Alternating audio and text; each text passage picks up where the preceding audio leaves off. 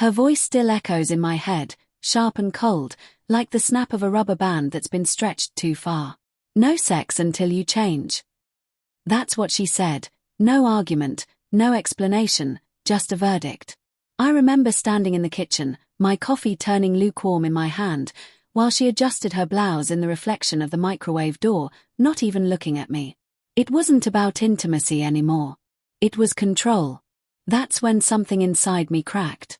For months, I'd tried. I changed the way I talked, the way I dressed, even the way I breathed around her. I swallowed my pride, thinking maybe I'd lost her because I wasn't good enough. Maybe I was too quiet, too routine, too predictable. I went to the gym. I read books she liked. I learned how to cook the vegan meals she kept raving about. I was changing, but the further I bent to fit her ideal, the less of me was left. And still, she looked right through me. One night, I caught her smiling at her phone. Not the casual kind of smile you give a funny meme. This was softer, almost shy. It wasn't for me. I watched her thumb hover over the screen like she was afraid to be caught, and when I asked, she said, "It's just work stuff." I didn't push, but the way she said it, too casual, too practiced, left a sour taste in my mouth.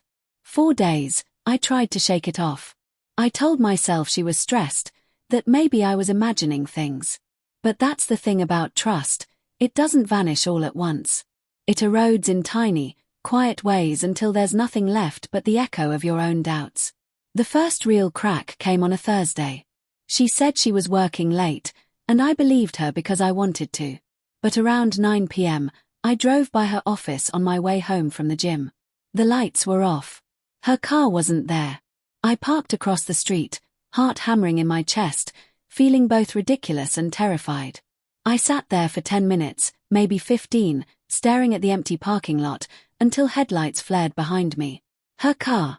She didn't see me, not right away. I followed her at a distance, just enough to see, not enough to be seen. She turned off into a quiet neighborhood, one I didn't recognize. The houses were close together, the kind with perfect lawns and motion lights that flickered when she pulled into a driveway. I stopped at the corner and killed my engine. The front door opened before she even got out of the car. A man stepped out, tall, broad-shouldered, wearing a hoodie and gym shorts. He smiled when he saw her. That smile, too familiar, too easy. She walked straight into his arms. It felt like watching someone else's life fall apart. My own heartbeat sounded foreign, detached, like it belonged to a stranger. I didn't move for a full minute. I just sat there, gripping the steering wheel, watching her disappear inside another man's house. I don't remember driving home. I must have, but it's all a blur. The only thing I remember clearly is sitting in our dark living room, her laughter still ringing in my ears like static. She came home just before midnight, hair a little messier, lipstick faded. She kissed my cheek and said, "You're still up?" I nodded, staring at the TV that wasn't even on. She didn't notice. She never noticed anymore. For the next week, I said nothing. I wanted to understand why. I wanted to believe there was a reason, some twisted logic that could make it make sense. But she carried on like everything was fine. She laughed at breakfast, texted during dinner, slept facing away from me. Every night, I stared at the back of her head and wondered who she was dreaming about. On Saturday morning, she said she was going to her friend Lisa's house for brunch. I asked if she wanted me to come.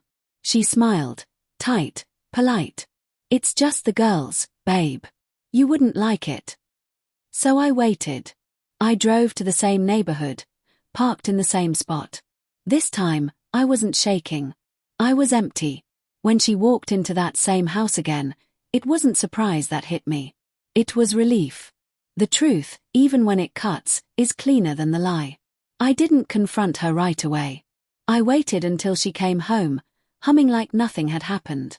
I asked her how brunch was. She said it was fine. That word again, fine. Always fine. I looked her in the eyes and said, "Lisa doesn't live on Willow Drive." The way her face changed was almost beautiful in its honesty. Shock, then fear, then defiance. "You followed me," she snapped. "I had to," I said quietly. "You stopped talking to me months ago." She laughed, A brittle, nervous sound. You're paranoid. This is why I said you need to change. And that was it. Not an apology. Not an explanation. Just another accusation, as if her betrayal was my fault too. That night, I packed a bag. Just one. Clothes, my watch, the photo of my late father that used to sit on the dresser. I didn't leave a note. I didn't slam doors. I just walked out. She texted me the next morning, "Are you serious right now?"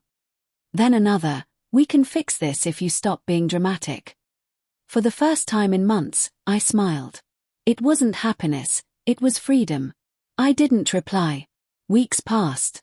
She called a few times. Then she stopped.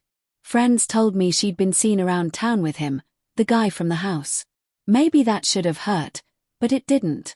You can only bleed so much before the wound goes numb.